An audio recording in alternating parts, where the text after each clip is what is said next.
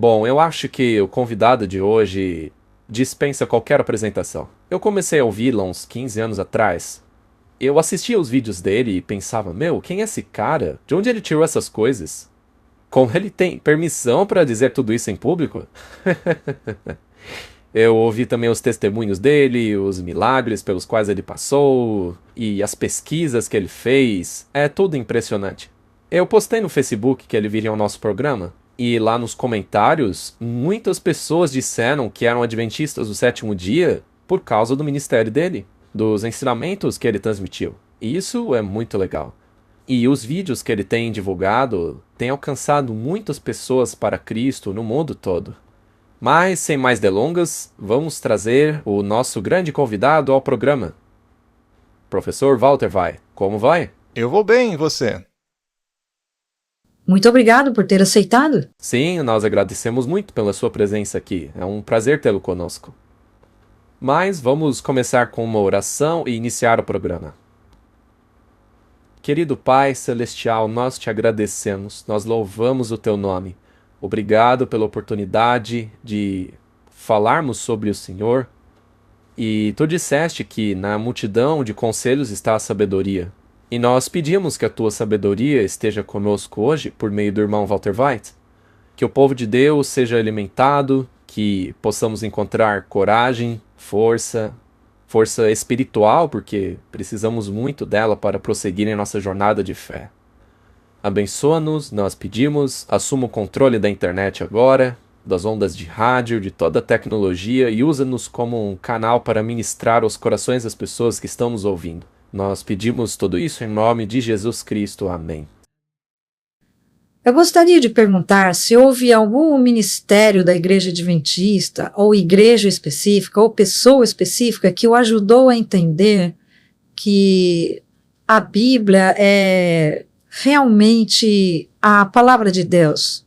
Bem, eu havia entrado em contato com um carpinteiro que também era marceneiro. Ele fazia cozinhas planejadas e eu estava reformando minha casa na época.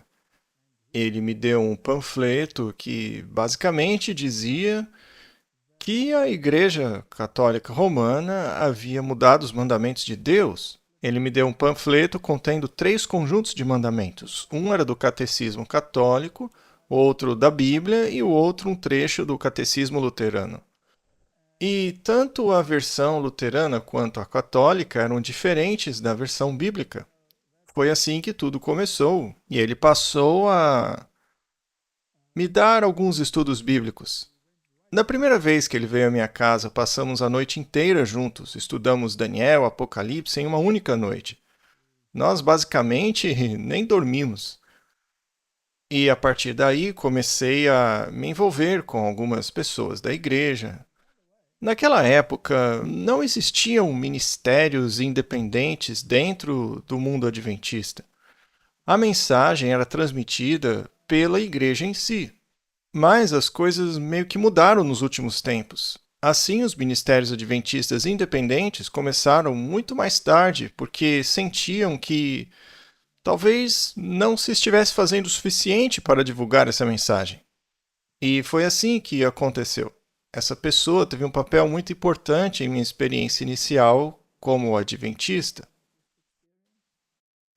E, bem, eu tive que aprender certas coisas meio que por acaso.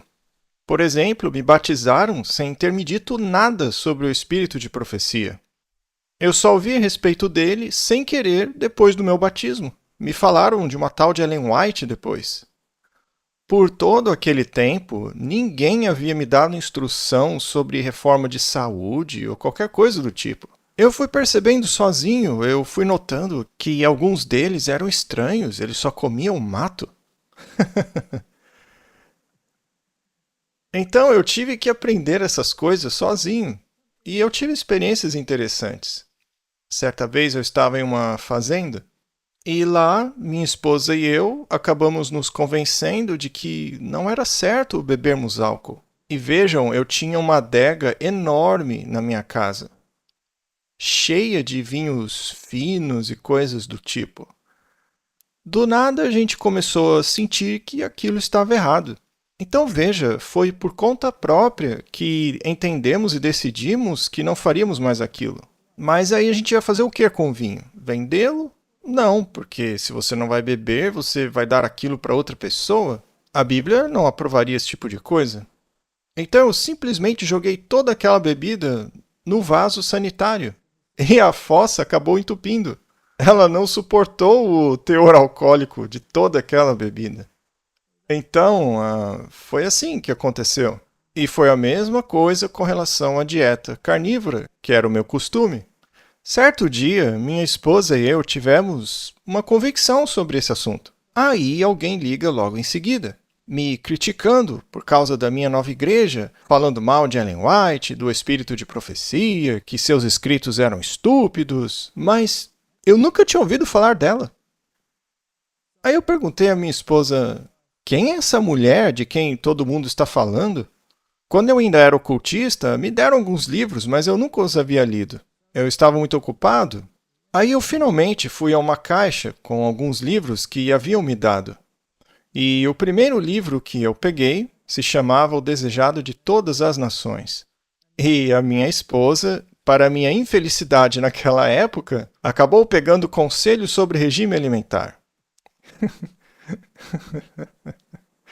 E isso causou muita confusão em minha casa naquela época. Eu posso imaginar. Qual a idade do seu filho durante essa transição? Meu filho caçula tinha cerca de 3 anos quando tudo isso aconteceu. Ah, então ele conseguiu seguir em frente sem entender o que estava acontecendo com a mãe e o pai. Nessa idade, eles são mais maleáveis com relação a isso, né? O mais velho tinha cerca de 12 anos e para ele foi mais complicado porque ele era muito dedicado aos esportes, na escola, então tinha muita coisa envolvida para ele. Então foi bastante complicado. A gente imagina. Pode ser muito desafiador quando temos filhos pequenos. Mas eu já ouvi dizer que no início você tinha um espírito argumentativo e observei ao longo do seu testemunho como Deus utilizou esse espírito argumentativo.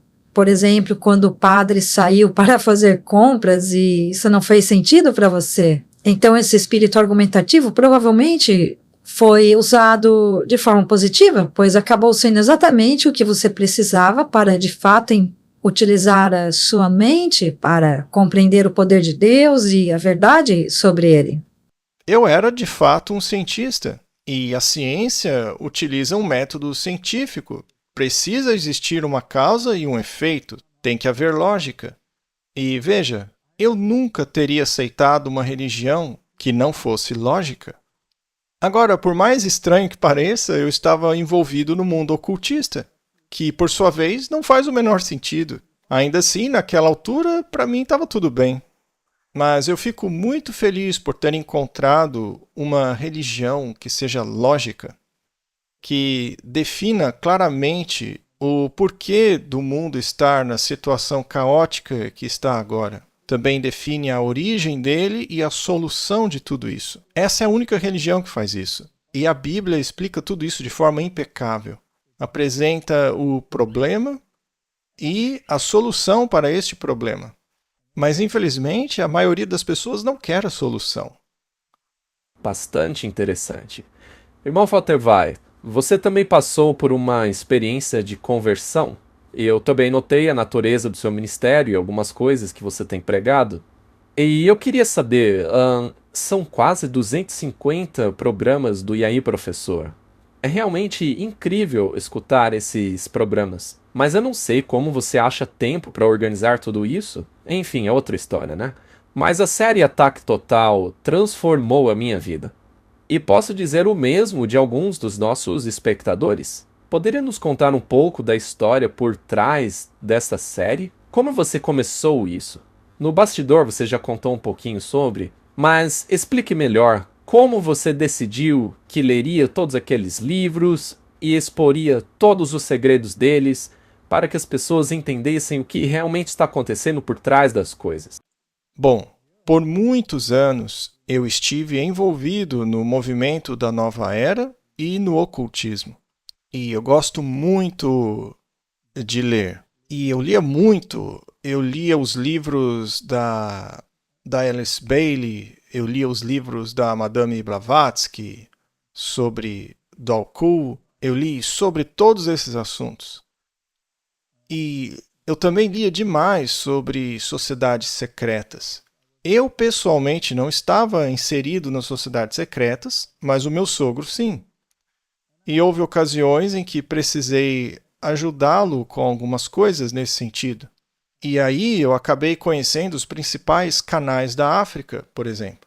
E o que eu vi é que as comunicações deles estão em um nível de influenciar governos, que por sua vez influenciam ministérios da saúde, entidades esportivas, etc. E foi muito interessante descobrir como eles influenciam as grandes autoridades. Eu estou falando de presidentes, de primeiros ministros. Mas então, depois de um tempo, eu tive contato com a verdade bíblica, com a profecia bíblica. E aí eu tinha que conciliar as duas coisas. Como elas se encaixam juntas? Aí eu fiz um estudo aprofundado sobre isso e acabei passando por experiências impressionantes. Maçons de alta patente vieram até mim. Também tive contato com pessoas de outras sociedades secretas, pessoas da polícia secreta também. E, bom, todas essas peças começaram a se unir. E eu comecei a colocar tudo junto e fiz uma série que acho que já tem 38 anos. E quando fui convidado pela primeira vez para pregar na Europa, preguei principalmente sobre ciência e evolução versus a Bíblia. Daí eu comecei a pregar sobre a mensagem de saúde, que aliás não foi nem um pouco bem aceita. Os resultados das pesquisas que eu havia feito sobre dietas vegetarianas não estavam sendo bem aceitas. As pessoas não estavam preparadas para isso, o que acabou me criando muitos problemas. E então, depois disso, eu dei 2 palestras sobre a influência do mundo ocultista na religião e sobre como os dois estão orientados de forma antagônica em relação ao outro. E isso foi na Alemanha. Agora, o público alemão, e especificamente a liderança da igreja alemã, era super crítica. Eles não ligavam muito que eu falasse mal do evolucionismo, apesar de que isso trouxe muitas críticas internas quanto externas. E, como já mencionei, a mensagem da saúde não foi bem recebida, porque para eles não fazia sentido eu divulgar uma dieta à base de plantas. Isso foi há 38 anos atrás. Não existia essa coisa de ir a um supermercado e encontrar algo saudável para comer. Então, isso causou uma divisão. Uns eram totalmente a favor e outros totalmente contra. Parecia não haver uma zona neutra. Ou as pessoas odiavam ou amavam a mensagem. Então, finalmente, eu dei essas 2 palestras sobre a minha experiência ocultista e como esse mundo interage com a religião. E isso causou uma explosão nuclear. Alguns disseram, agora ele foi longe demais.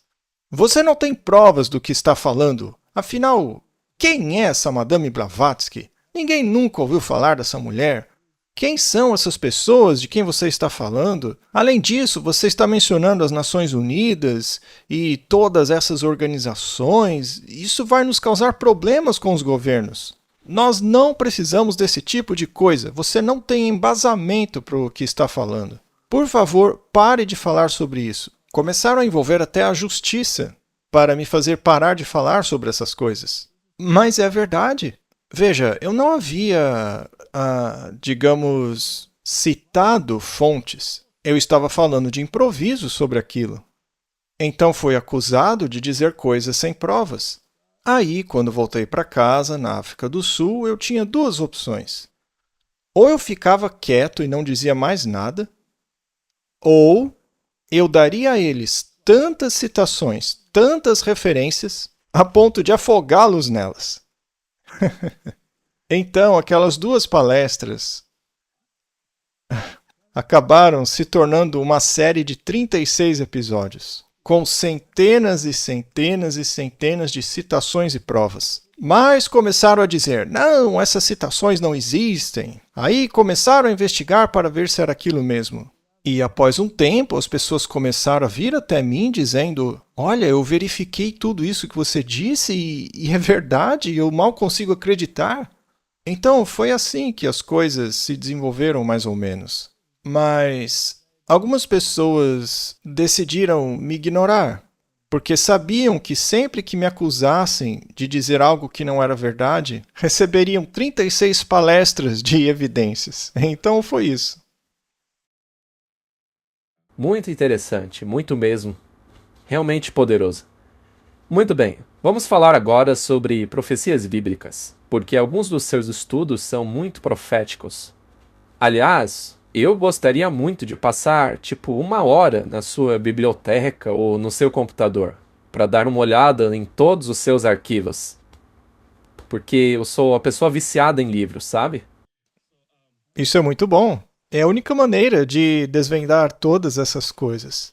Tem um autor que diz que os únicos que acreditam nas conspirações são aqueles que as estudaram.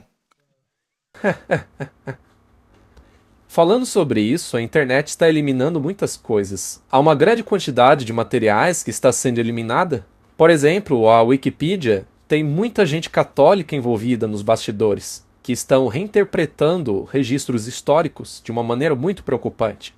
Olha, se vocês me permitem ser bem direto, a Ordem dos Jesuítas é a responsável pela Contra-Reforma. Ela é responsável direta por apagar grande parte da história do mundo. Enciclopédias foram reescritas. Meios de comunicação estão sob o controle deles. Eles querem que as pessoas ouçam somente o que eles querem que ouçam. Então é por essa razão que eu faço questão de que minhas citações sejam diretamente da fonte.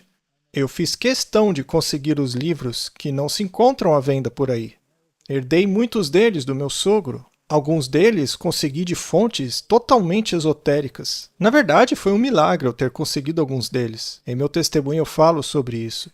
Mas é por isso que foi importante que eu conseguisse os livros. E sabe, hoje, quando as pessoas negam o que eu digo, eu simplesmente rio, porque elas não sabem de nada. Eu li os livros, eu sei o que eles dizem. Eu sei que a maçonaria é sim uma religião luciferiana.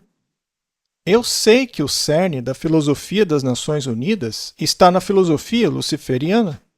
Sendo assim, não importa quantos cristãos estejam nessas organizações. Eles não têm o conhecimento dessas coisas porque não fazem parte desse círculo íntimo. Então, você só descobre essas coisas se gosta de ler muito, principalmente direto da fonte. Mas, dito isso, eu não recomendo ler esse tipo de coisa, porque você pode acabar sendo sugado por isso. A razão pela qual eu consegui estudar esse material é porque eu não estava lendo para descobrir o que ele dizia. Eu estava investigando para descobrir os seus erros para sair daquilo. Porque eu fazia parte daquilo e saí de lá. Eu não era um adventista curioso querendo ver o que o diabo está fazendo. Eu não recomendo isso para ninguém. Na verdade, fiquem longe disso. Com relação às citações que eu apresento, elas servem para corroborar um fato bíblico. Então, não se trata de despertar o interesse das pessoas pelos costumes luciferianos. Não, não. É para manter as pessoas cientes da armadilha e do perigo dessas organizações. Graças a Deus por esse conselho, porque eu sei que muitos adventistas se sentem atrasados e acham que têm que ler essas coisas para ter todo esse conhecimento. Mas o que você diria para aqueles que simplesmente querem se aproximar de Cristo, chegar perto de Deus? O que você aconselha a pessoas que têm esta intenção? Bem, Bíblia e Espírito de Profecia. Se você só tem esse material na sua biblioteca, você já é uma pessoa riquíssima em termos espirituais. Eu, particularmente, não gosto de ler coisas que filtram o que a Bíblia ou o Espírito de Profecia dizem, que filtram esse material por alguma terceira entidade ou mente teológica. Se quero saber o que Deus disse, eu quero uma tradução direta do que ele disse. Quero uma versão que não tenha sido filtrada por outra pessoa. O que diz o espírito de profecia? Mesma coisa. Não me diga o que está escrito. Eu quero lê-lo pessoalmente. E é assim que eu gosto. Sabe o que dá vida à Bíblia para mim? É a tipologia. Se você estudar os tipos de pessoas da Bíblia, verá que é impossível não acreditar que Deus seja mesmo o autor daquele livro. Refiro-me às histórias tipológicas, à profundidade dos significados tipológicos, à oferta pelo pecado, o holocausto, a oferta de cereais, a história de Adão entrar num sono profundo e depois dele surgir Eva. Todas essas são tipologias do plano da salvação. E também são tipologias incrivelmente profundas, belíssimas, muito bem elaboradas, que se estendem por mais de 1500 anos sem uma contradição. Quando você começa a estudar isso, percebe que a Bíblia é um livro inspirador. Nenhum ser humano jamais poderia ter concebido algo dessa natureza. Então eu rio das pessoas que acham que a Bíblia foi montada por homens barbudos que se comportavam como homens das cavernas. Isso é ridículo. Após ler as cartas de Paulo, querer compará-las com algo escrito por homens das cavernas é algo ridículo. Aliás, veja nos filmes, por exemplo, como eles retratam João Batista, um doido barbudo gritando no deserto, pulando de túmulos e cavernas, coisa assim. É engraçado você dizer isso, porque eu tinha dito a mesma coisa pro meu marido. Eles parecem doidos mesmo. Pois é, eles não parecem pessoas normais. Pois é, são retratados como pessoas esquisitas. É isso mesmo. Eu estudei a Bíblia, eu estudei o Alcorão, estudei os escritos védicos, estudei os escritos esotéricos, e nenhum desses livros é como a Bíblia, que você possa ler 50.000 vezes e sente como se está lendo um livro novo a cada vez. Só a Bíblia é assim. Todos os outros você lê 1, 2 vezes e já entende tudo completamente. Mas a Bíblia é especial. Nela você encontra coisas novas, profundas, inacreditáveis. Tem histórias na Bíblia que aparentemente são bobas e a gente simplesmente ignora, né? Por exemplo, alguém perdeu um machado e disse: meu pai, perdi a cabeça do machado, o que eu faço? Era um objeto emprestado? Ah, jogue um graveto na água e ele flutuará. Ora, que história boba, né? Quem acredita nisso? Mas a cabeça de um machado é um objeto morto. E uma vez que ele caiu nas profundezas das águas, ele estava perdido para sempre. Jesus fez citação dos Salmos, que dizem que as profundezas o cobriram. Quando você está nas profundezas, você está num estado completamente perdido. Então ali estava algo fisicamente morto, a cabeça de um machado sem vida, nas profundezas perdido para sempre. E para salvá-lo foi necessário um ramo. Quem é o ramo? O ramo é Cristo, que foi colocado na água para trazer à superfície algo que nem sequer tem vida em si mesmo. Então, um objeto vivo foi dado por um morto. E da mesma forma, nós temos uma vida emprestada em Cristo. Enfim, há muita profundidade nisso tudo. Quando se começa a estudar essas histórias, como a de Isaac e a madeira sendo colocada em suas costas e ele sendo levado para o alto da montanha, onde Cristo foi crucificado e um substituto aparece, e todo o plano de salvação é simbolizado ali naquele momento. Como é possível negar a inspiração divina da Bíblia? É inacreditável. Amém? A pergunta que eu havia guardado para o final é a respeito daquela jovem que você já mencionou em seu testemunho. Você encontrou depois? Acho que uns 20 ou 25 anos depois, para a grande surpresa dela, ela acabou descobrindo que aquele professor ateu e briguento dela acabou se tornando um crente. Ela então entrou em contato comigo. Ela era uma jovem adventista que havia se mudado para os Estados Unidos e casou-se com um pastor adventista de lá, mas ela entrou em contato comigo e eu pedi desculpas a ela pelas minhas atitudes. Você fez aquela jovem chorar, Walter. Qual o problema desses professores de hoje, hein? Mas você tem que entender que ela estava lidando com a ciência deste mundo. Você consegue imaginar alguém dizendo ao Dawkins ou ao Hawkins que a ciência que eles ensinam é patética? Como acham que reagiriam? E ainda diante de vários outros alunos que devem acreditar em tudo que você diz? E o futuro deles depende disso, porque eles devem regurgitar o que você ensina em uma prova. Como professor, você não pode tolerar esse tipo de dissidência em uma sala de aula. Veja, eu não estou me desculpando pela forma como agi com ela. Eu só estou explicando por que eu agi daquela forma naquele momento. Eu tive que me defender da intrusão de uma divindade. Sim, é verdade. Essa é a mentalidade, né? Muito bem.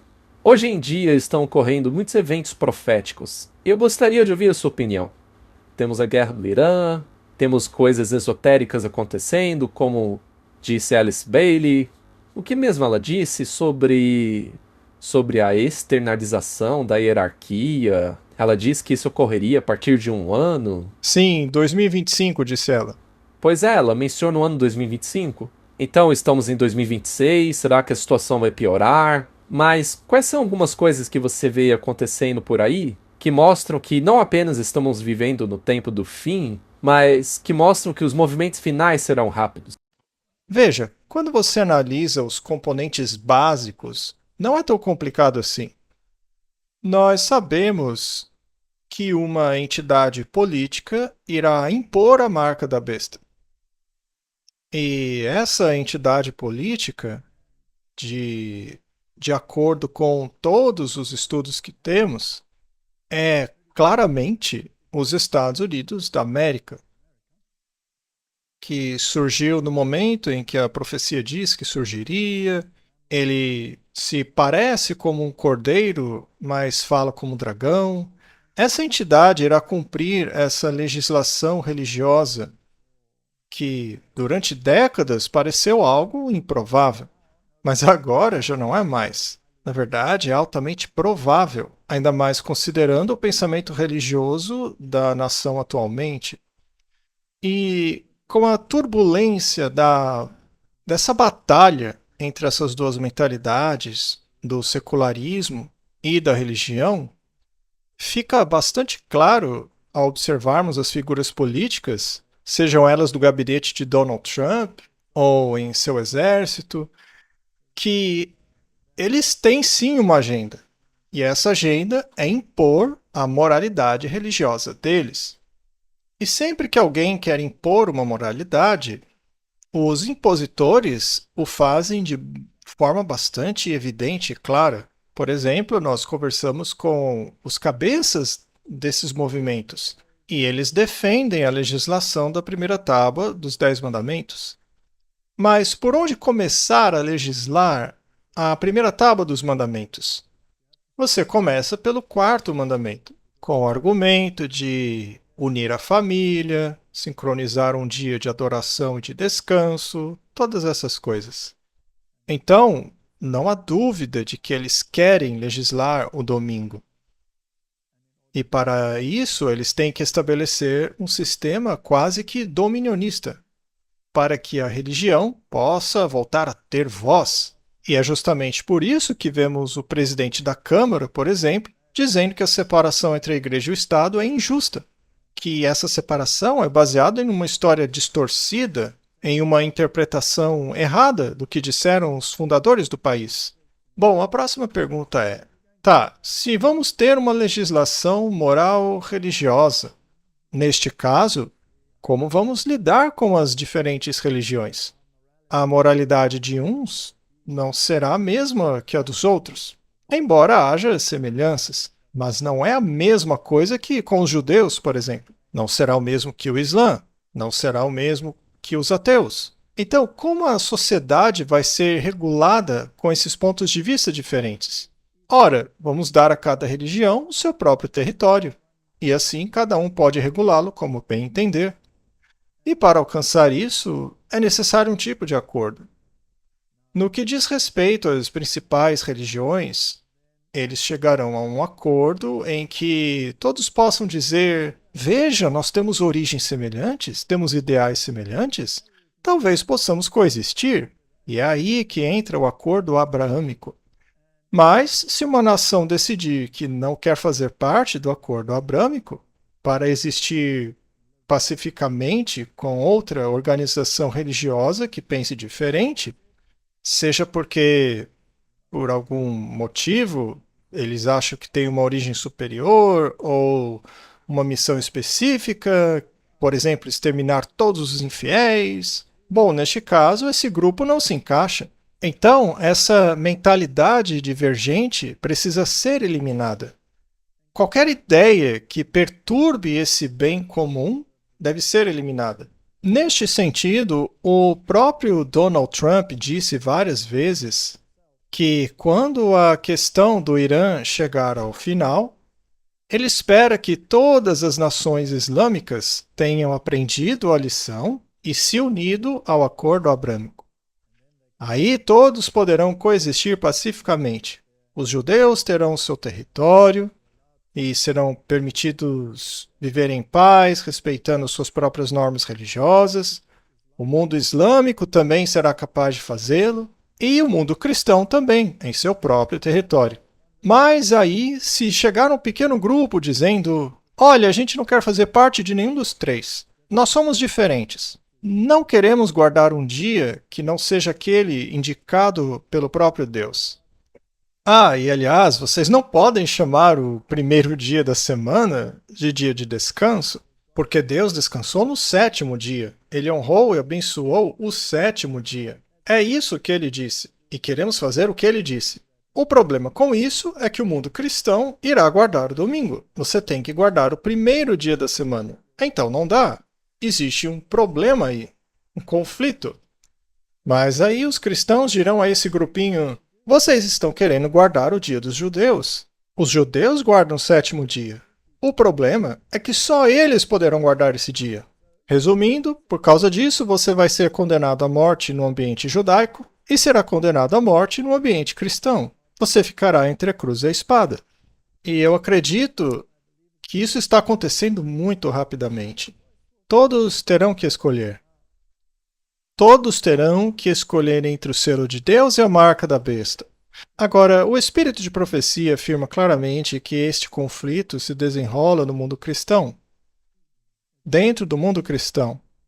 Agora, outras religiões, como o Islã, por exemplo, guardam a sexta-feira, mas não é um dia de descanso. Nesse dia, eles só têm uma sessão de oração ao meio-dia. As lojas ficam abertas até esse horário, depois eles fecham por 1h30 ou coisa assim, e depois abrem de novo. Agora, o verdadeiro dia de descanso será no domingo, porque eles estarão alinhados com o resto do mundo. Por exemplo, os bancos não abrem nesse dia, etc. Então, eles estão alinhados com o primeiro dia de semana. Eu não acho que eles vão implicar com isso, por causa do bem das suas economias e tudo mais. Até mesmo os judeus, em prol de sua economia, manterão coisas funcionando. Os ortodoxos também terão os seus sábados, etc. Mas uma pessoa que deseja obedecer aos mandamentos de Deus e se apegar ao testemunho de Jesus vai se encontrar numa posição muito difícil. Veja como eles tratam as pessoas de mentalidade diferente. Elas são descartáveis para eles. Livre-se delas, mande-as para longe. Então, se você pretende ter uma mentalidade diferente, que vai contra o bem comum, é melhor você se preparar. Nós abordamos essa questão com os líderes desse movimento, e o que eles nos disseram é que era melhor que os adventistas começassem a guardar o domingo.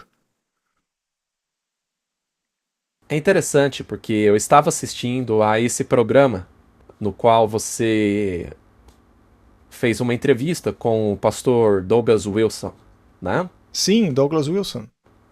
E é muito interessante. Deixa eu ver se eu consigo acessá-la rapidamente aqui. Algumas das observações que ele fez sobre os adventistas são muito interessantes. Quando você perguntou se duas pessoas podem andar juntas sem estarem de acordo, veja o que ele respondeu. Mas nós somos uma organização cristã. E o que acontece quando duas organizações cristãs possuem diferenças entre si em termos de adoração a Deus? E neste caso, eu me refiro especificamente à questão do dia do sábado. Neste caso, se houver leis impostas pelo governo que criam um conflito entre o domingo e o sábado, as outras denominações cristãs dirão aos adventistas que estão mantendo uma tradição judaica. Só que o nosso argumento é de que não, isso vem do Gênesis, muito antes de existir qualquer judeu. Dito isso, você disse na CNN que quando duas pessoas caminham juntas, elas devem estar em sintonia. Mas como podem andar juntas? Você afirmou isso especificamente em relação ao Islã?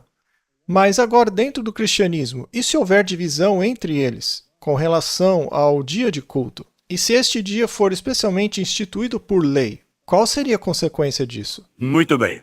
Bom, uma das coisas que temos que considerar é a composição demográfica dos cristãos nesta nação específica. Bom, uma vez que os adventistas do sétimo dia são uma minoria esmagadora, o que aconteceria neste caso? Se a maioria pensar como eu, em termos de cristianismo simples, o que é muito diferente do que entrarem a detalhes de doutrina, enfim. O que aconteceria é que todas as lojas fechariam aos domingos, mas os adventistas teriam permissão para fechar suas lojas aos sábados. Não haveria restrição alguma em relação a eles. Mas se você tivesse adventistas que trabalhassem para, digamos, sabatistas do primeiro dia, se você tivesse adventistas que fossem funcionários deles, você estruturaria a lei de forma a ser mais amigável com os adventistas que desejariam folgar aos sábados. Basicamente, não há motivo para coagir ninguém, né?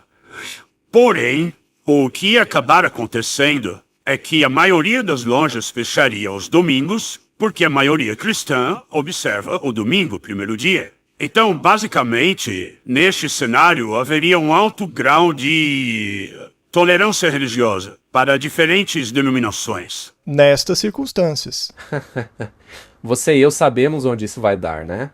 Eu gostaria de ouvir sua opinião, porque pelo menos é o que ele está dizendo. Mas a gente sabe que esse movimento não é composto apenas por ele. Além disso, historicamente falando, a coisa nunca funciona tranquila como ele pintou ali. Será que de fato haveria essa exceção dada aos adventistas que quisessem guardar o sábado? Será que isso não sairia totalmente do controle? A verdade é que não haverá essa exceção para os adventistas. Quem assistiu o programa sabe que ele disse adiante que, no fim das contas, o melhor é seguir a maioria, porque isso previne um monte de problemas. Quando existe um grupo querendo ir em outra direção, todo tipo de coisas ruins podem acontecer a eles. Ele pode até ser tolerante, mas seus colegas religiosos não são tão tolerantes quanto ele é. Por exemplo, há outros que dizem que os adventistas do sétimo dia nem sequer se qualificam como cristãos. Eles têm que simplesmente aceitar e mudar sua opinião. Então, a Bíblia me diz para onde as coisas vão. Isso levará à pressão econômica e depois a uma sentença de morte. Porque não seremos vistos como razoáveis. Seremos vistos como trabalhando contra o bem comum. Nós iremos contra o sistema de leis estabelecido por aquilo que a Bíblia chama de anticristo. Então é um problema muito sério. E eu sempre me surpreendo quando vejo, mesmo dentro da nossa própria igreja, pessoas dizendo que Roma mudou.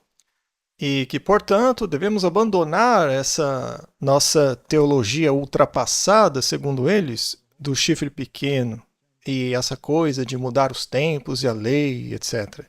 Infelizmente, pessoas em altas posições de nossa igreja têm nutrido essa mentalidade. Acontece que eles vão levar um choque de realidade muito grande, porque Roma não muda. Tá verdade. É interessante que tem gente que realmente pense que Roma mudou. Isso é um grande erro.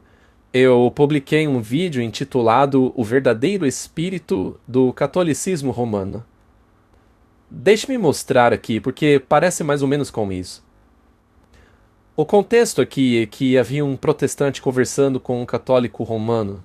É o Ryan contra o Ben. O Ben é católico. Mas eu quero que você ouça um comentário que saiu da boca do católico. Isso me remete ao livro Grande Conflito e àquilo que aconteceu a vários reformadores protestantes na Idade Média. É como se aquele espírito católico estivesse a todo vapor. O que a gente faria com pessoas como vocês era interrogá-los. E se vocês insistissem na sua teimosia, nós o entregaríamos à justiça para que as autoridades erradicassem a corrupção de pessoas como vocês. Arrependam-se de seus caminhos. Você é uma pessoa terrível. Olha, você pode ser desonesto se quiser, mas pelo menos seja respeitoso. Eu estou sendo honesto, você é péssimo. Por favor, seja respeitoso, eu estou te respeitando. Eu respeito Deus mais do que eu Como respeito você. Você está fazendo um péssimo trabalho tendencioso. Veja. Eu já expus o que você quer fazer. A Bíblia nos diz para honrar a todos. Você sabe, a Bíblia nos ordena amarmos uns aos outros. Ame o seu próximo como a ti mesmo. Mas Eu te amo, mas você tem que parar de mentir. Você não quer fazer isso. Comece a dizer a verdade. Você O meu amor por você é Então isso, é comece fazer a você respeitar falar as a verdade. pessoas. Ok? E ainda que você ache que eu esteja fazendo mal contra você, a Bíblia diz não pague o mal com o mal. Você está Você não desonrando está a Deus seguindo. mentindo.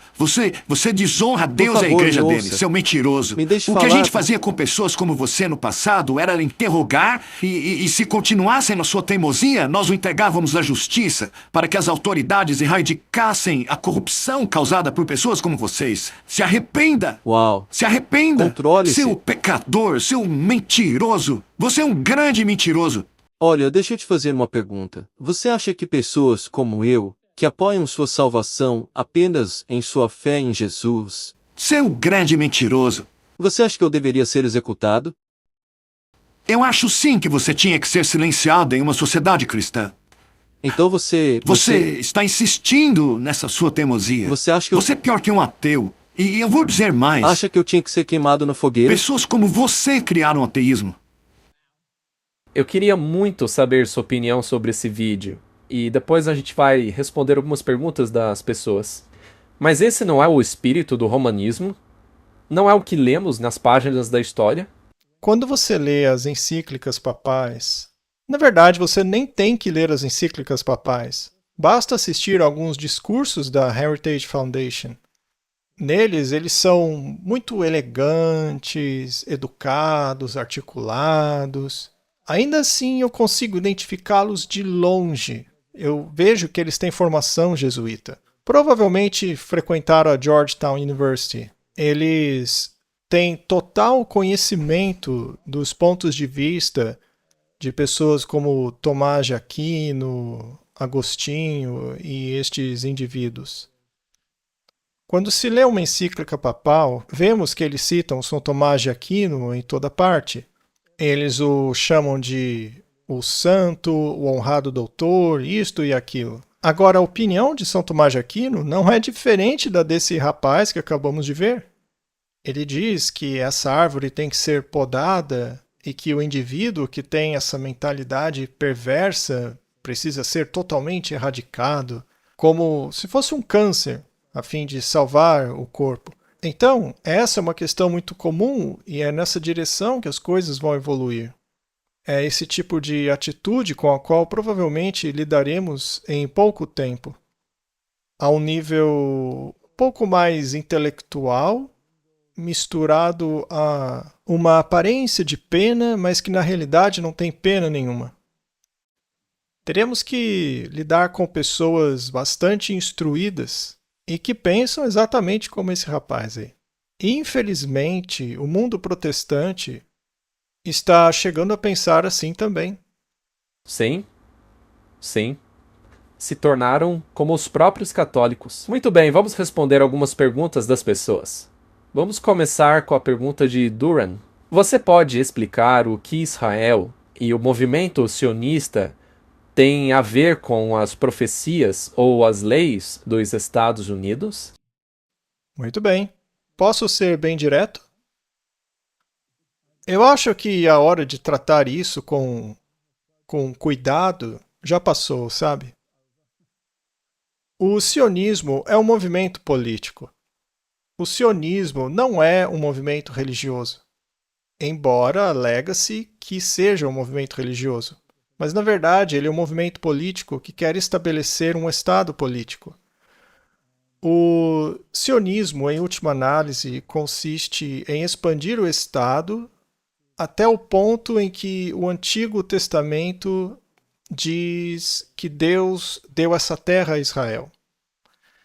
Porém, o Israel de hoje é uma construção maçônica.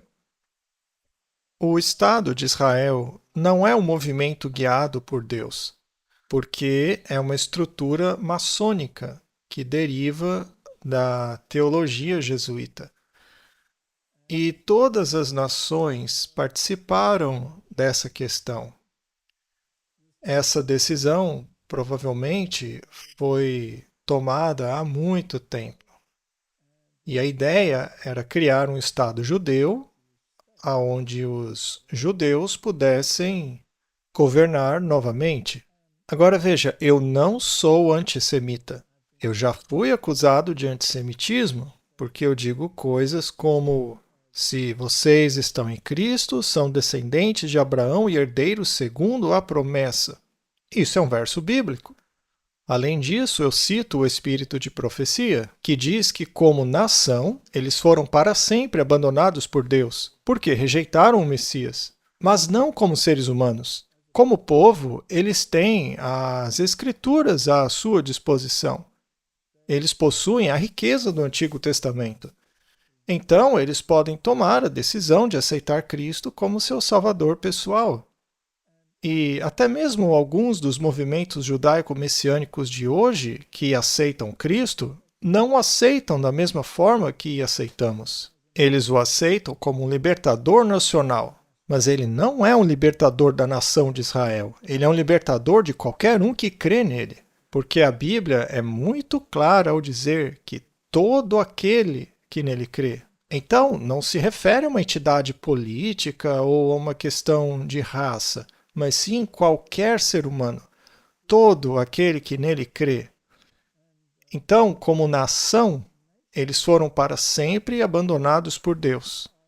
E algumas pessoas podem perguntar, mas como que o espírito de profecia, o Ellen White, diz uma declaração tão dura como essa? Ora, mas a Bíblia diz que a casa dele seria deixada desolada, que não sobraria uma pedra sobre a outra. A nação judaica foi dispersa.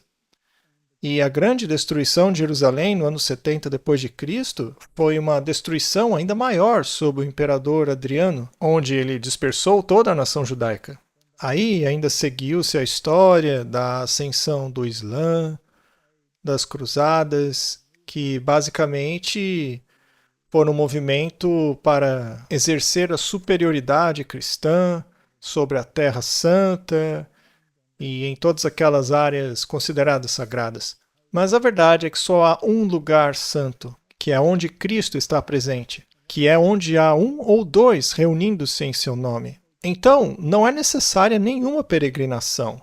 Bom, aquelas terras são úteis em termos de arqueologia para validar algumas coisas que aconteceram nos tempos bíblicos, mas como nação, sim, eles foram abandonados por Deus. Toda a nação, toda essa questão do sionismo não é algo encontrado na Bíblia. Não existe na Bíblia um plano duplo, um para os cristãos e o outro para os judeus. Duas dispensações, como dizem por aí, ou duas noivas. Não, é uma noiva só. Ou você está em Cristo ou não está. Portanto, o sionismo é uma construção política impulsionada por ideias maçônicas. Ela serve para levar aqueles que rejeitaram Cristo como seu salvador pessoal a irem juntos em uma nação judaica onde possam restabelecer seu templo, onde nenhuma pedra deveria estar sobre a outra. Porque o templo que é construído é um templo espiritual, e todo aquele que aceita Cristo é enxertado neste templo como uma pedra viva. Pedro deixa isso bem claro. Vocês são pedras vivas que compõem uma casa espiritual. Esse é o templo de Deus que está sendo construído nesse momento. Então, construir de novo um templo de pedra é uma blasfêmia. É uma negação do que Cristo fez por nós.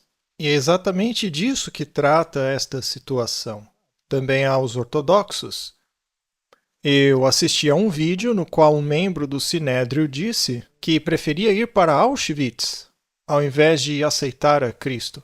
O que é uma pena, porque ao rejeitar a Cristo, ele está rejeitando a única proteção sob a qual ele pode se refugiar em tempos difíceis.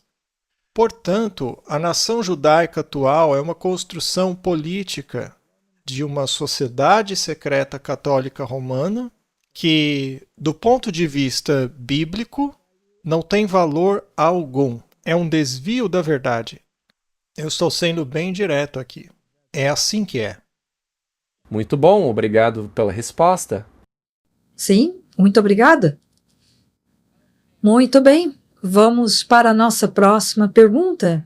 Ela diz assim: eu serei salvo se guardar os 10 mandamentos, me arrepender, guardar o sábado do 7º dia e for cremado?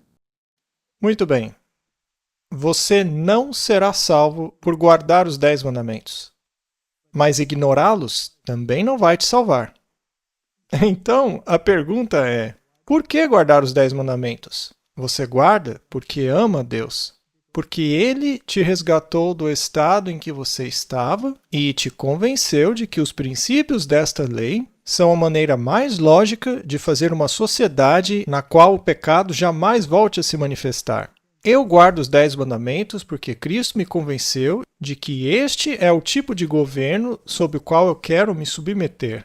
Seria maravilhoso se eu nunca precisasse colocar um cadeado no meu carro ou na minha porta, ou num lugar em que minha esposa ou qualquer mulher pudesse andar tranquilamente, sem medo de lugares escuros, sem medo de que qualquer pessoa possa me matar. Uma sociedade em que os filhos honram os pais, uma sociedade que honra os primeiros 4 mandamentos que dizem respeito a Deus. Que sociedade maravilhosa seria essa? Eu adoraria fazer parte desta sociedade, uma sociedade regida pelas leis dos 10 mandamentos. Então, eu repito, esta é a sociedade na qual eu gostaria de viver. Uma sociedade presidida por um rei, cujo nome é Jesus. Este é o único rei ao qual eu honraria, porque eu sei que ele me ama e ele não quer me coagir e forçar a nada. É por isso que eu guardo os 10 mandamentos. Não porque eles me abrem uma porta para o céu, não. Eu os aceito porque eles são a lei do governo de Deus, que para mim faz todo sentido. Bom, com relação a ser cremado, né? Há pessoas que têm medo de serem cremadas, achando que Deus não as poderá encontrá-la em lugar nenhum após sua morte. Mas isso é uma mentalidade católica. Vamos pegar o Wycliffe, a estrela da manhã da Reforma. Ele morreu de morte natural, embora fosse verdade que quisessem queimá-lo na fogueira, né? Mas aí no Concílio de Constância, quando eles finalmente se livraram de um de seus estudantes, Jan Hus, eles decidiram queimar Hus na fogueira, por causa das suas heresias, já que elas provinham dos escritos de Wycliffe. Aí eles decidiram desenterrar o Wycliffe e queimar os ossos dele. Eles os trituraram, transformaram em pó e jogaram no rio, achando que assim ele desapareceria totalmente da história. Na verdade, eles achavam que qualquer herege queimado na fogueira se perderia para sempre, uma vez que ele viraria cinzas. Eles acham que Deus é incapaz de refazer a pessoa. Mas veja, Deus não é limitado pela anatomia do seu corpo na hora da sua morte. Aliás, a cada 8 anos, mais ou menos, todas as moléculas que constituem o seu corpo já foram substituídas. Então, quais moléculas Deus vai usar para reconstruir seu corpo? Aquelas que você tinha quando jovem ou quando velho? Uma vez que elas já foram mudadas umas 8 ou 10 vezes. Não. Deus não depende de sua anatomia física, de sua composição física para reconstruí-lo. Ele não é limitado por uma coisa pequena dessas. Deus tem você no disco rígido dele. Deus sabe a sua personalidade, o seu modo de pensar. Ele sabe tudo sobre você. E, aliás, o novo corpo que Deus vai te dar nem se compara com o que nós temos agora, que, aliás, é bastante lamentável. Eu, na verdade, mal posso esperar para que Deus me dê um novo corpo. Amém? Deus é capaz de te dar um novo corpo simplesmente proferindo uma palavra. Mas a sua pessoa, quem você é, isso não será perdido. Seu caráter, aquilo que fundamenta sua fé, suas crenças, isso será mantido e continuará sendo você. Amém. Isso foi lindo. Muito obrigado. Muito bem, temos mais uma pergunta aqui. Você pode me falar algo sobre o Espírito Santo? Tenho tido dificuldades com as doutrinas da Trindade desde que um amigo muito próximo me mostrou textos que sugerem que... Acho que ele escreveu errado. Que o Espírito Santo não é Deus. Eu não quero pecar rejeitando nossa doutrina sobre este assunto. Deixa eu ver o resto da pergunta aqui. Mas as informações que ele me mostrou são bastante confiáveis. Comente também sobre o que dizia o certificado de batismo antes e o que diz agora. Muito bem. James, eu me lembro que você fez um programa com o pastor Randy Skitt sobre a Trindade. E nele você disse que não iria mais falar sobre esse assunto. Você já falou o que pensa, aí as pessoas aceitem ou não. É isso mesmo? Não foi o que aconteceu naquele programa específico? Sim. Muito bem. Por acaso o Espírito Santo é mencionado no capítulo 1 de Gênesis? Com certeza? O Espírito de Deus pairava sobre a água, certo? O Espírito Santo foi mencionado no batismo de Jesus? Ouviu-se uma voz vinda do céu, que era do Pai, não é? Aí Jesus, o Filho, saiu da água e o Espírito Santo desceu sobre Jesus, certo? Então, os três estavam ali. Jesus disse: aconselho-te que compres de mim ouro refinado no fogo, vestes brancas e colírio. Essa não é a mensagem para Laodiceia? Sim. O ouro representa o caráter da divindade, que é personificada no Pai. A veste branca é personificada em Cristo. E quanto ao colírio, que abre a nossa mente para a compreensão das coisas, não é esse o trabalho do Espírito Santo? A Bíblia é repleta de coisas belíssimas como essas. O Espírito Santo nos convence do pecado, da justiça e do juízo. Além disso, ele testifica de Cristo. Se eu testemunho a favor de alguém, eu não sou essa pessoa, eu sou um representante dela. Eu não apresento Cristo, eu represento. Sou apenas uma voz clamando no deserto. Quanto à divindade destas três entidades, se você fizer um estudo bíblico sério, você verá que todos os três se qualificam para o nome Jeová. Eu não quero entrar na doutrina da Trindade agora, porque você vai acabar recebendo 1 milhão de e-mails dizendo que somos malucos e coisa desse tipo.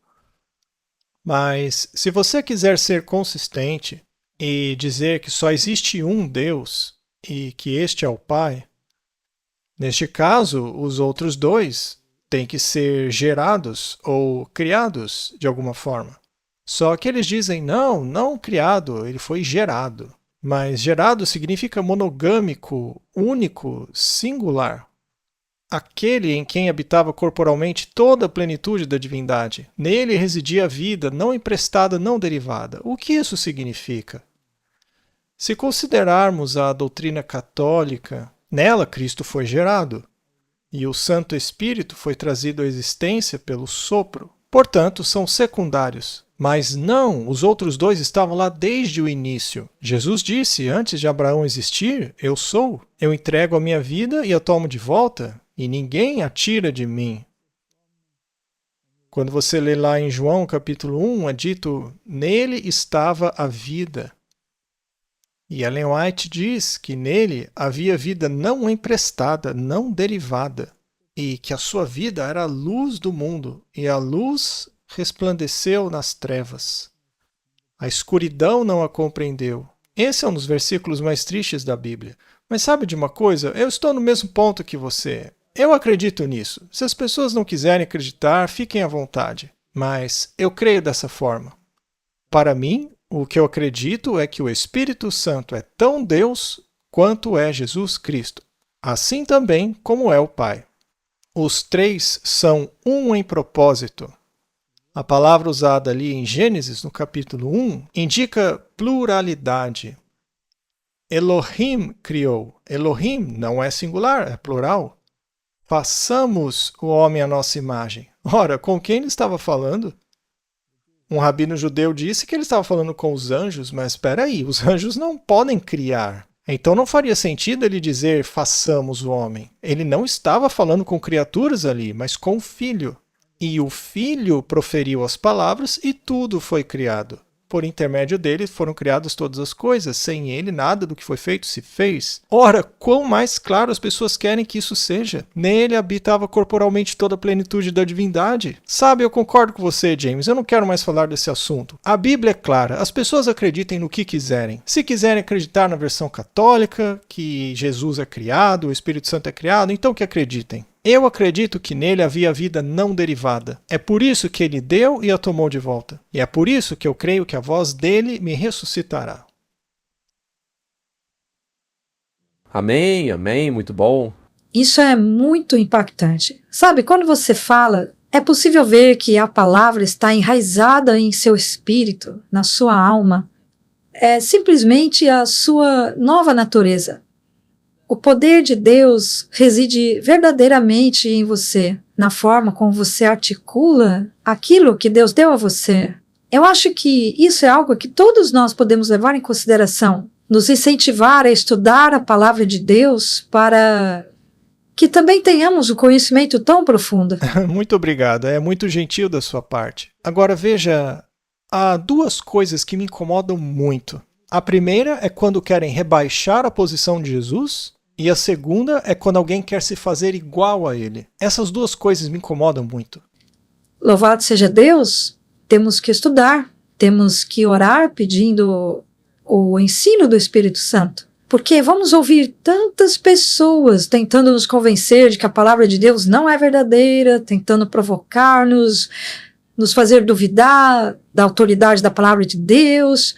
É por isso que temos que manter firmes as nossas crenças estudando a Bíblia. Não há outra maneira de nos aprofundarmos na verdade. É verdade, nem só de pão viverá o homem, mas de toda palavra que sai da boca de Deus. É por isso que eu gosto de uma tradução que me dê as palavras exatas do que Jesus disse, ou do que inspirou o Espírito Santo às pessoas que as escreveram. Eu quero uma tradução direta da Bíblia.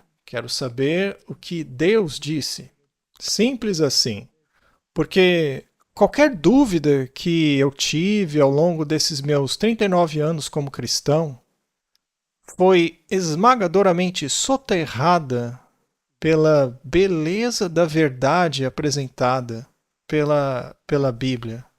Houve momentos em que tive dúvidas? É claro que houve momentos em que tive dúvidas. Houve momentos em que questionei versículos da Bíblia ou o espírito de profecia. Eu não seria humano se não tivesse passado por isso. Mas eu não tornei minhas dúvidas públicas até que eu fosse convencido do que era verdade ou não era sobre essa dúvida. Sabe, às vezes eu ficava por anos sem a resposta. Aí, de repente, a verdade me atingia como um raio. Era isso que eu tenho procurado por 3 anos. E sabe, isso pode acontecer muitas vezes com você. Mas eventualmente você dirá, eu me rendo, eu aceito cada palavra da palavra de Deus. Sabe, eu nunca em toda a minha vida me vi certo em uma discussão com Deus. Eu sempre perdi uma discussão com ele sempre ganhou. É verdade, é verdade. Amém. Temos uma pergunta aqui da Rebeca 7777. Havia dinossauros na Arca de Noé? quais foram os animais que foram amalgamados mencionados pela irmã Ellen White? Essa é uma pergunta muito comum. Bem, dinossauros. Por acaso encontramos dinossauros representados nas pinturas rupestres? Por acaso encontramos nas pedras de Ica? Por acaso os encontramos em sociedades que viveram depois do dilúvio, como os Incas e outras? Sim, eles estão por toda parte.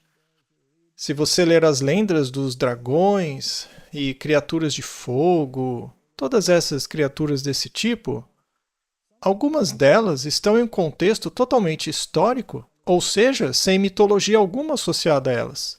Então sim, eu acredito que algumas dessas criaturas estavam na arca e que algumas delas foram caçadas até a extinção. Veja, ninguém acreditava que existissem leões no Oriente Médio, principalmente ali no leste da Babilônia, até que o portão de Ishtar foi descoberto. E lá está todos os leões representados em relevos, os assírios caçando leões. Então eles não existem hoje, mas não significa que não existiram no passado. O mesmo vale para os dinossauros. Com relação às criaturas amalgamadas, bom, se você analisar essa frase no Espírito de Profecia, do ponto de vista gramatical, verá que ela fala sobre amalgamação de animais e amalgamação de homens, não necessariamente amalgamação entre homem e animal. Bom, com relação a quais animais foram amalgamados, eu tenho uma suspeita bastante forte de que os animais amalgamados foram répteis semelhantes a mamíferos. O reino animal está dividido em enormes categorias de animais. Entre os vertebrados você tem os peixes e os anfíbios. Depois temos os répteis e mamíferos. Então você tem hoje uma distinção muito clara entre um réptil e um mamífero, enquanto que no passado havia uma terceira categoria. Uma categoria tão grande quanto a categoria de répteis e mamíferos, que eram chamadas de répteis semelhantes a mamíferos. Eles estavam mais ou menos no meio do caminho. A estrutura do crânio deles e todo o resto estava entre um mamífero e um réptil. Bom, toda essa categoria de animais desapareceu. Ela só é encontrada no registro paleontológico. Então, por que não há evidências de que essas criaturas sobreviveram? Elas são criaturas bem estranhas. Bom, é porque elas não entraram na arca. Eu acredito que estes animais são os tais animais amalgamados. Eu acho que os antediluvianos eram pessoas brilhantes. Eles tinham uma ciência tão avançada cientificamente que a verdade é que nós parecemos homens das cavernas em comparação a eles. Então, quem acredita que os antediluvianos eram como o homem das cavernas, é melhor repensar essa ideia, porque eles tinham uma tecnologia talvez melhor do que a que temos hoje. Agora, uma prova disso é a UP Art, também chamados de artefatos fora de época. Nós os encontramos por toda parte e ninguém sabe o que essas coisas são. Alguns artefatos são tão tecnicamente avançados que nem se sabe explicar o que faziam ou o que eram. Então, os antediluvianos eram muito avançados e provavelmente possuíam tecnologia genética, assim como nós temos.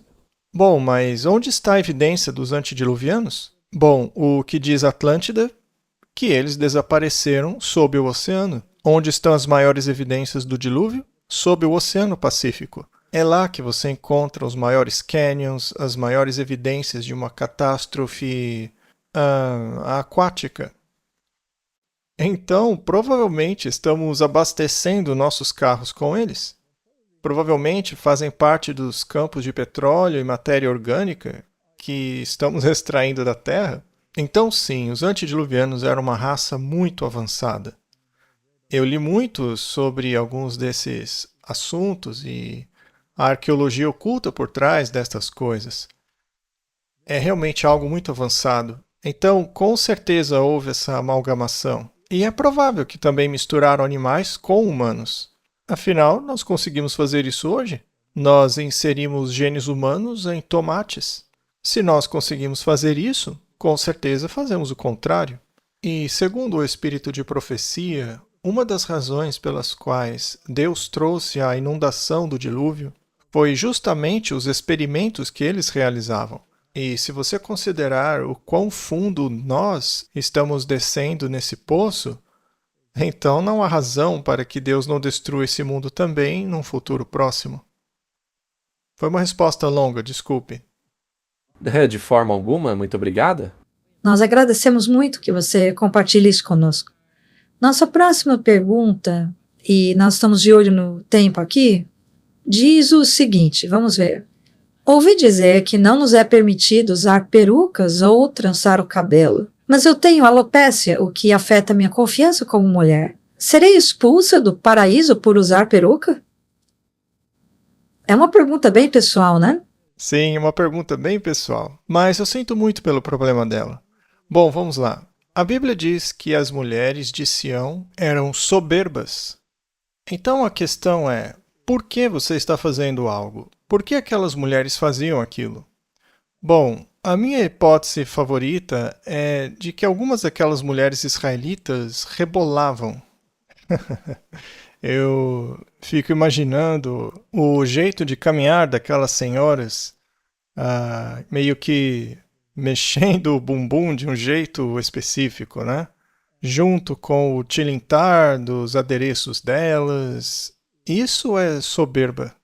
Não tem nada que ver com a situação da qual você está falando. Sem contar que algumas pessoas têm cabelos naturalmente cacheados. Ora, elas serão excluídas do paraíso. Então, é uma questão do que está no coração da pessoa. Essa é a verdadeira questão. Se você tem uma condição específica ou se por algum motivo você tem algum problema de saúde, tratamentos como quimioterapia ou coisas assim podem causar perda de cabelo. Então é perfeitamente normal que você queira repor aquilo que perdeu. Isso seria natural, contanto que isso não te torne uma pessoa arrogante ou soberba a ponto de te fazer sentir superior aos outros. Então, o que importa é o que está no coração. Então, a minha sugestão é: vista-se com elegância. Não exagere nas tendências da moda, mas também não fique tão atrasada em relação a ela a ponto de parecer uma tola. Use o seu bom senso. Seja modesta e tenha um coração aberto para entender aquilo que é certo e o que é errado. Então, a questão que você mencionou certamente não a excluirá do céu. Muito obrigado. Agradeço a sua sensibilidade ao responder essa pergunta. Muita gente tem perguntas como essa sobre enfeites, adornos, etc. Pergunta. O Islã se baseia na primeira das duas testemunhas mencionadas na Bíblia? Eu suponho que seja Apocalipse 11, né? Quem são as duas testemunhas? Elas são as olivas, é o óleo extraído da azeitona. Se você ler o Antigo Testamento, o que são elas? É a palavra de Deus? Então, quais são as duas divisões da palavra de Deus? É o Antigo e Novo Testamento. Portanto, estes são os dois ramos da oliva. Estas são as duas testemunhas que o mundo quer tanto silenciar. Elas têm que ser silenciadas porque expõem a hipocrisia e a distorção da verdade. Expõe as falsas teologias daqueles que a praticam. Estes são os dois ramos de oliveira. Agora eu pergunto, o Islã se baseia no testemunho das duas testemunhas? Bom, o Islã se baseia na antítese das duas testemunhas. E a maior antítese defendida pelo Islã é negar a expiação de Jesus Cristo, dizer que ele nunca morreu por você. Quanto ao cristianismo, os protestantes acreditam que a salvação vem do sangue do Cordeiro, do fato de Cristo ter morrido por nós e levado sobre si os nossos pecados. Já o catolicismo não. Ele ensina que nós temos que pagar pelos nossos pecados em um lugar chamado purgatório. Então essa doutrina nega a expiação de Cristo. Os teólogos jesuítas afirmam categoricamente que não acreditam na expiação. Eles dizem que Cristo morreu como um exemplo perfeito, mas ele não morreu por você. Você ainda tem que pagar pelos seus pecados no purgatório. Claro, a menos que você consiga uma indulgência do Papa. E eu sei que isso não é novidade para ninguém, mas então é isso. O Islã nega a expiação. Ele nega a divindade de Cristo. Ele nega a filiação de Cristo. Portanto, não existe harmonia entre o Islã e as duas testemunhas na Bíblia. Da mesma forma que não há harmonia entre o catolicismo e as duas testemunhas. Essa é a minha resposta. Amém, amém. Muito bem, Walter. Ainda queremos aproveitar um restinho de tempo com você aqui. Bom, qual é o significado da guerra entre Irã, Israel e Estados Unidos para nós hoje? Muito bem. Como eu disse em uma outra palestra, o Irã é composto por muçulmanos xiitas. Eles acreditam que os seus mulás, ou seja, seu clero, seus principais líderes religiosos, são da genealogia direta de Maomé. Estes líderes, para os xiitas, são a autoridade máxima em termos de interpretação da lei islâmica e da estrutura islâmica, como a Sharia, por exemplo. Por outro lado, o resto do mundo islâmico, que é a maior parte do mundo islâmico, é sunita, que não acredita que é necessário que você venha dessa linhagem direta de Maomé. Portanto, a probabilidade de você se tornar um islamita fanático e militante é se você for xiita. Atualmente, a maioria da população iraniana é laica. Eles não são tão religiosos assim. É uma minoria religiosa que está no controle, assim como Israel. Lá, o secularismo é a norma. Se você for a qualquer uma das cidades costeiras, vai encontrar pouquíssima diferença entre o comportamento daqueles que vivem em Israel e o daqueles que vivem na Califórnia, por exemplo. Não há diferença.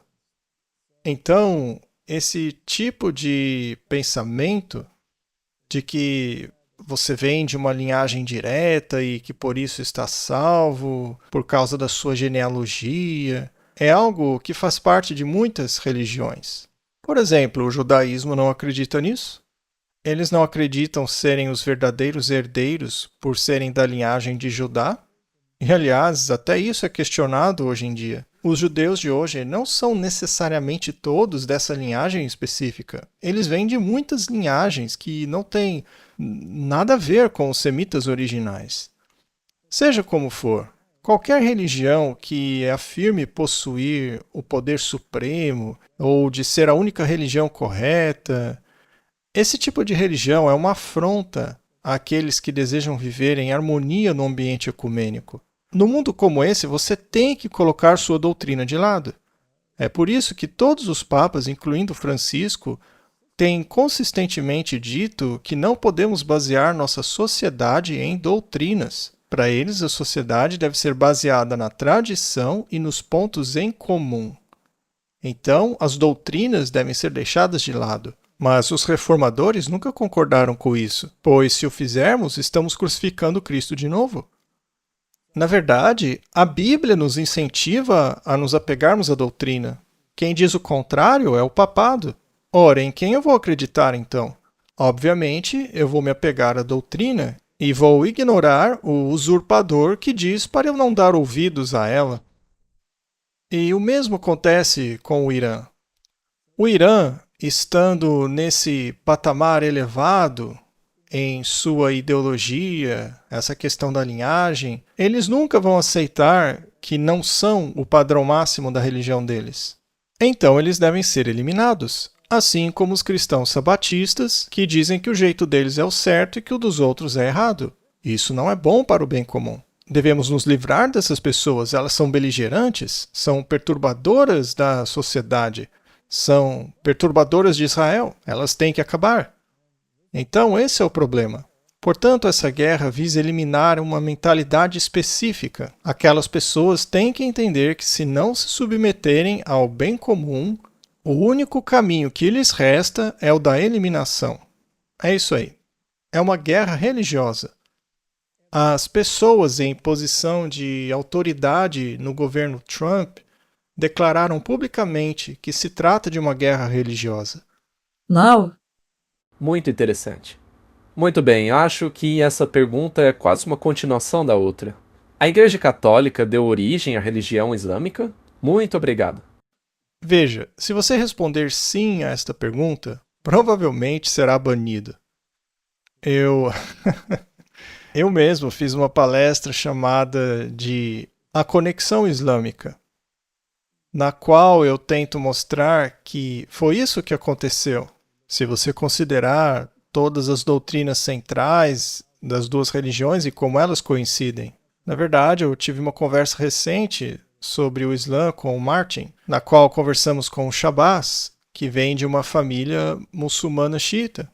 E a reação a esse episódio foi muito negativo dentro da igreja, porque há pessoas dentro da nossa igreja afirmando que Alá é o mesmo Deus a quem nós servimos. Eu discordo deles. Essas pessoas podem frequentar concílios ecumênicos, ocupar cargos importantes em nossa igreja, mas eu não estou nem aí com isso. Eles podem ocupar a posição que quiserem. Mas o meu Deus tem um filho. E esse filho se chama Jesus Cristo. E esse filho morreu por mim. E esse filho vai me ressuscitar. E esse filho que esteve aqui na terra é Deus encarnado. Eu nunca vou abrir mão desse Deus. Agora, se o Islã nega esse Deus, o Deus deles não é o meu Deus. Além disso, o Islã e o catolicismo compartilham da mesma doutrina do inferno. O Islã apenas deixa o inferno de Dante ainda um pouco pior.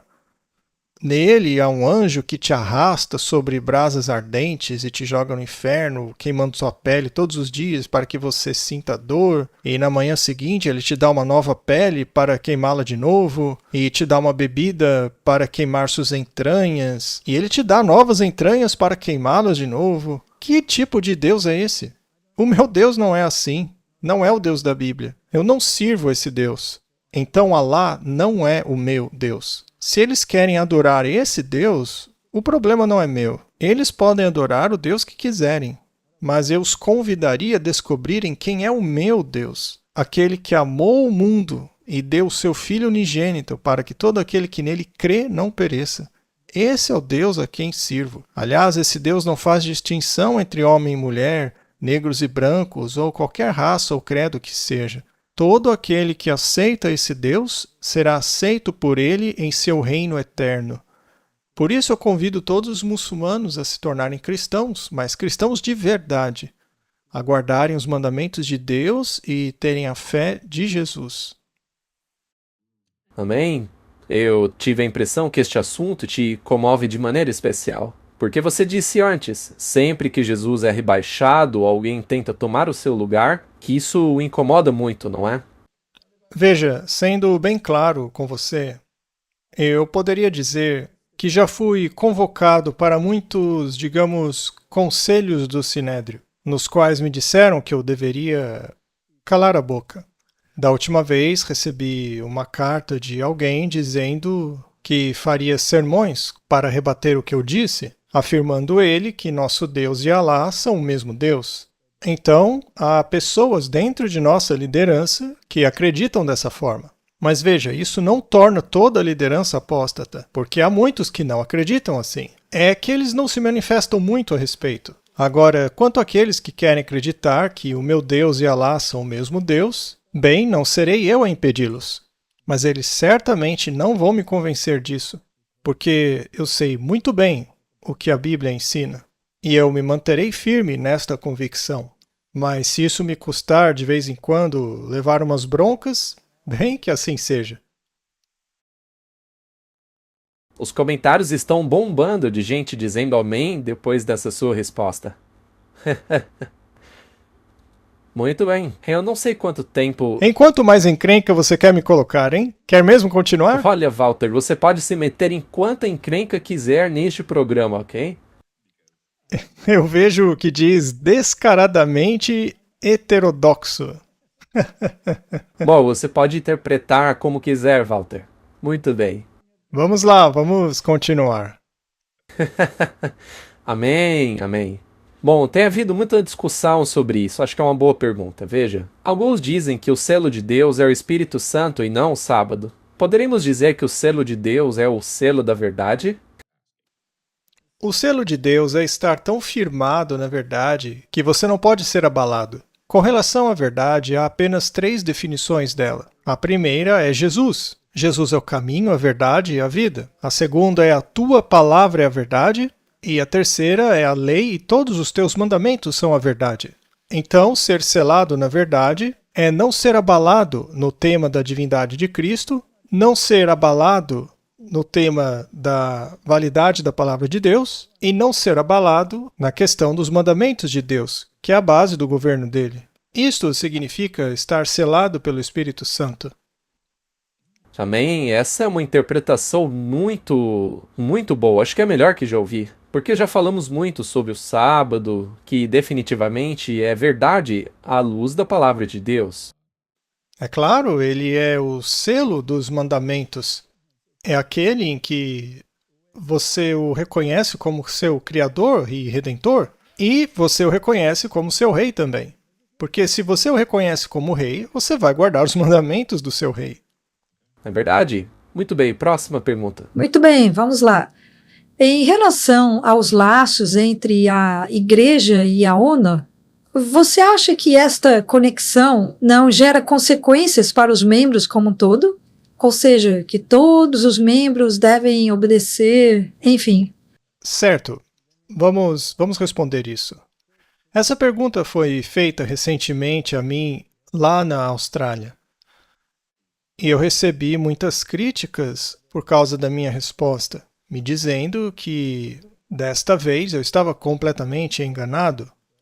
Mas eu vou repetir o que disse lá, porque eu creio sinceramente que a minha resposta é a verdade nua e crua. Vamos lá. Qual é a minha posição com relação às Nações Unidas? Bom, basta assistir a série Ataque Total. Nela há uma palestra chamada A ONU e a Agenda Oculta. E nela eu deixo bem claro que a filosofia das Nações Unidas é a filosofia luciferiana, baseada nos escritos de Blavatsky e Alice Bailey, embelezada e impulsionada por jesuítas como Pierre Teilhard de Chardin e outros de quem a Igreja Católica aparentemente deseja distanciar-se. E eu digo isso porque, uma vez jesuíta, sempre jesuíta. Eles apenas disseram sem rodeios o que eles queriam dizer em segredo. Então, esta é a filosofia das Nações Unidas. Não é uma organização que promove a verdade. A maior representação é a Bahá'í, que é, por sua vez, uma organização ecumênica. E eu sei como foi formada as Nações Unidas, quais foram os precursores dela, assim como todas as pessoas que estavam juntos com Charles Darwin, por exemplo, primeiros ministros do Reino Unido, etc. Eles faziam parte de organizações como a Guilda Fantasmagórica, eles eram espíritas. Eles não eram representantes de Cristo, não importa o que as pessoas digam. É isso que eu penso sobre as Nações Unidas. Agora, qual é minha posição sobre o ecumenismo? Minha posição sobre isso é o que a luz e as trevas têm em comum. Eu não acredito que nossa igreja deva fazer parte de nenhum concílio ecumênico. Bem, muitas de nossas organizações fazem parte de conselhos ecumênicos. Eu, inclusive, já me desentendi com essas pessoas. Já fui banido em alguns países por ir contra essas coisas. Eu já fui acusado por líderes de conselho ecumênico de nossa própria denominação em nível governamental. Fui acusado de questões dessa natureza.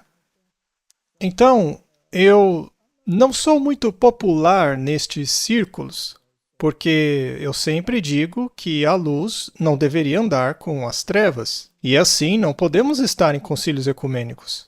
Agora, será que podemos observar o que eles fazem? É claro que temos que estudar isso. Eu mesmo fui enviado a um encontro ecumênico como representante da nossa igreja. E eles me perguntaram naquela reunião, que aconteceu em um grande prédio do governo, e perguntaram nesta reunião quem era a favor de legislar sobre a moralidade daquele país, que no caso era a África do Sul. E todo mundo levantou a mão, menos eu. Eles me olharam como se eu fosse alguém de outro planeta. De onde veio esse cara? Eles então me perguntaram qual é a sua posição. E eu disse a eles: veja, eu fui enviado pela minha igreja para ouvir o que vocês têm a dizer. Eu não posso votar em uma questão em nome da minha igreja sem que a minha igreja tenha tomado uma decisão sobre essa questão. Eu não posso fazer isso. Portanto, eu não vou votar. Eu estou aqui para observar o que vocês estão dizendo. Agora, deixa eu fazer uma pergunta. Se vocês forem legislar o domingo e eu me recusar a guardá-lo, o que vai acontecer? Olha, se você for parte da nossa organização, aí podemos proteger você, mas se não for, não podemos fazer nada. Mas eu não preciso da proteção deles, porque tem uma proteção muito melhor. Então eu não me importo de me sentar em um prédio público com eles para ouvir o que eles têm a dizer, mas me unir à sociedade deles, participar de processos de tomada de decisão e tudo mais, isso já é passar dos limites, é prostituir-se com a Babilônia. Eu não posso ser mais claro do que isso. Agora, e veja, foi isso que eu disse lá na Austrália. Por acaso a minha igreja, em uma sessão da Conferência Geral, decidiu que esta fará parte das Nações Unidas? Qual é a resposta? Não. Não houve tal decisão. Agora, será que pessoas em altos cargos ou certas comissões, não importa o nível, decidiram fazer isso por meio de votação? Provavelmente sim, porque eles estão envolvidos nisso. Mas aí é problema deles. Bom, o que eu faço a respeito? Devo deixar minha igreja porque alguém, algum comitê decidiu algo que eu não creio ser bíblico? Olha, deixa eu ser bem claro. Houve decisões tomadas por comissões durante a Covid que não eram interesse do povo de Deus. E por causa disso vou deixar a minha igreja porque um comitê decidiu isso? Eu não vou sair da minha igreja porque eu sei que haverá uma sacudidura nela. E quem vai fazer essa sacudidura não sou eu. É o testemunho direto que vai causar essa sacudidura. Entendam que é Jesus quem vai cuspi-los de sua boca. Ele vai colocar para fora quem não deve estar aqui. E o Espírito de Profecia deixa isso bem claro, dizendo que, se for necessário haver um ajuste na liderança, Deus se encarregará disso. Agora, o que nos incomoda é que ele está dormindo no barco. Jesus, por que o senhor está dormindo? Não vê a tempestade se alastrando ao nosso redor? Acorde, por favor. Parece que o senhor não faz nada a respeito. Veja, o tempo não é nosso, é de Deus. Às vezes ele deixa sim algo amadurecer até o ponto de podridão antes de intervir. Eu não acho que devemos estar nas Nações Unidas. Não acho que temos que participar de concílios ecumênicos. Mas se algumas pessoas em posições elevadas fizeram isso e ainda me baniram, que foi o que aconteceu? Bom, isso não me impede de falar. Eu estava em um país da Europa e o presidente me ligou perguntando: o que você está fazendo? Você não sabe que está banido aqui? Eu respondi: eu estou banido de entrar em igrejas, não de falar em auditórios públicos. Sobre o que você vai falar? Ora, se quiser saber, venha e escute. Você não pode me impedir de falar em um auditório. Então, este é o caso. Deus fará os ajustes. Deus cuidará disso. Vamos chorar entre o pórtico e o altar por todo o mal que se pratica em Israel, mas vamos esperar que o resultado seja positivo e não negativo. Esperemos que algumas pessoas vejam a luz e façam o que é reto aos olhos do Senhor. Então, este não é o meu problema. Isto é um problema de Deus. Enquanto minha igreja, como corpo reunido em uma conferência geral, não houver decidido que fazemos parte desses órgãos e declararem publicamente que somos parte do Conselho Ecumênico, ainda que alguns de nossos líderes sejam presidentes de conselhos ecumênicos, a minha igreja não apostatou em nível de conferência geral com relação a estas questões. Agora, estes líderes, esses indivíduos, até onde eu entendo, eles sim apostataram. Afinal, não há pastores que pregam a teoria da evolução? Por acaso eu vou deixar a minha igreja porque há pastores ou presidentes de conferência dizendo que a evolução é a teoria a ser acreditada e que o papado hoje mudou? Eu vou deixar a minha igreja por causa desses homens? Eu não. Eu vou aguardar até que eles sejam cuspidos ou se convertam. Muito bem. Bom, eu acho que a próxima é a última pergunta. Você aceitaria dar uma entrevista ao pastor Tim Rosenberg? Ah, essa é interessante. Ele já esteve aqui antes, ele é um sujeito interessante. O que você acha a respeito? Veja, pode até haver alguns pontos em comum, e eu posso sim fazer entrevistas com algumas pessoas, mas eu não quero debater a verdade. Faz sentido. O debate é algo que o espírito de profecia não vê com bons olhos. O que eu gosto é de declarar a verdade. Aí as pessoas podem aceitar ou não, como acabamos de fazer aqui.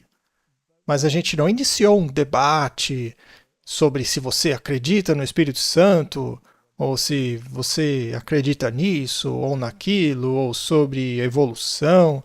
Para mim, não é uma questão de debate, é questão simplesmente de expor pontos de vista. E aí as pessoas escolhem.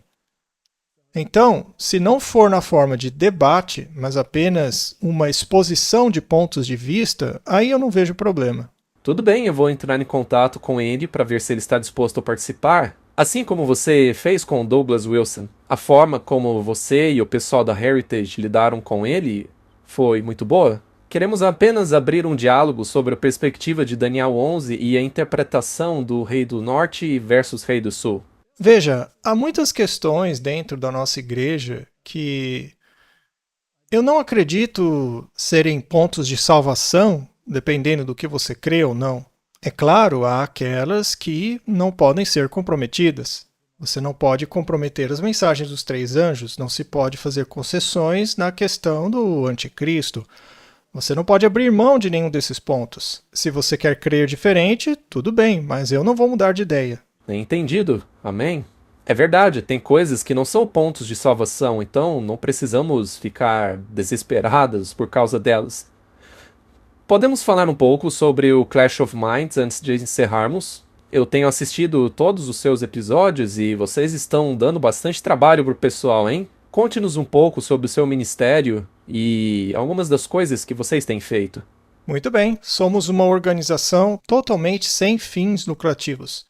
Nossa filosofia é pregar a mensagem dos três anjos para o mundo em todas as suas formas. Tentamos, na medida do possível, disponibilizá-la, dependendo totalmente de doações. E Deus tem sido muito misericordioso conosco. Nós temos obtido sucesso em nosso trabalho, temos distribuído Bíblias, alcançamos pessoas em lugares que nunca foram alcançados, áreas que ainda não receberam a mensagem dos três anjos, distribuímos literatura do Espírito de Profecia. Isso faz parte do nosso trabalho contínuo de evangelização. E, é claro, temos vários programas, como o E aí Professor, também temos programas com o pastor Duplessis, que já tem 92 anos e continua firme e forte. Sei lá, parece que algumas pessoas vivem para sempre, né? Mas a nossa missão é levar as mensagens dos três anjos a todo o mundo. Nós também administramos um instituto de saúde, onde ensinamos sobre estilo de vida. Também temos uma escola de evangelismo com duração de apenas um mês, onde ensinamos sobre as mensagens dos três anjos, que acontece 2 vezes por ano. Bom, basicamente é isso que nós fazemos. E quando temos um tempinho livre, nós viajamos para campais, para eventos, ações evangelísticas, coisa desse tipo. É uma programação bastante agitada e Deus reuniu pessoas que têm essa mesma paixão. Então eu sou muito grato por isso. Temos, por exemplo, o Martin, temos o meu próprio filho, que estava completamente no mundo, tocando em uma banda de heavy metal. E ele agora é um dos porta-vozes, o que demonstra que Deus ouve as nossas orações. Nós também temos o Marlo, que é muito estudioso, se aprofunda muito na verdade. A grande vantagem do núcleo é que não há muita variação em termos de pensamento teológico. Neste aspecto, em nossos estilos de vida, estamos em perfeita sintonia, o que não significa que todos estejam na mesma página em relação a tudo, mas, em resumo, acho que a mensagem que estamos transmitindo é uma visão holística integral. Nosso objetivo é levar as 3 mensagens angélicas ao mundo. Professor Walter, eu gostaria de pedir que você fizesse a última oração. Eu tenho certeza que todas as pessoas que estão nos assistindo pela internet gostaríamos muito que o senhor encerrasse o nosso estudo com uma oração. Querido Pai Celestial, quero te agradecer pelos ministérios como o Advent Media Connect, pelo James, pela Andrea e todos os que têm em seus corações a urgência de levar a mensagem final de alerta a esse mundo que está morrendo. É um grande privilégio servi-lo, e nem sempre é fácil. Os ventos costumam ser fortes, a água jorra pela lateral do barco, e às vezes nos perguntamos se o Senhor está dormindo. Mas o mais bonito dessa história é que, de repente, eles já estavam do outro lado. O Senhor sempre sabe o que faz. O Senhor pode nos tirar de situações, pode nos deixar nelas, mas em todas elas há grandes lições a serem aprendidas. Eu oro para que nós as internalizemos. E quem somos nós para acharmos que não temos que aprender mais lições? Por que deveríamos ser eximidos do aprimoramento e do processo de cinzelamento que ocorre na pedra? Por isso, eu oro por esses ministérios, oro pelas pessoas envolvidas, oro para que o Senhor as endireite, as coloque no esquadro, para que se encaixe perfeitamente em seu templo. O templo que o Senhor está construindo e que vai permanecer para sempre como um monumento do seu sacrifício. Obrigado, Senhor, por nos fazer participantes do seu grande plano. E que a história desta terra chegue ao fim o mais breve possível. Em nome de Jesus. Amém. Amém. Muito obrigado, Dr. Walter.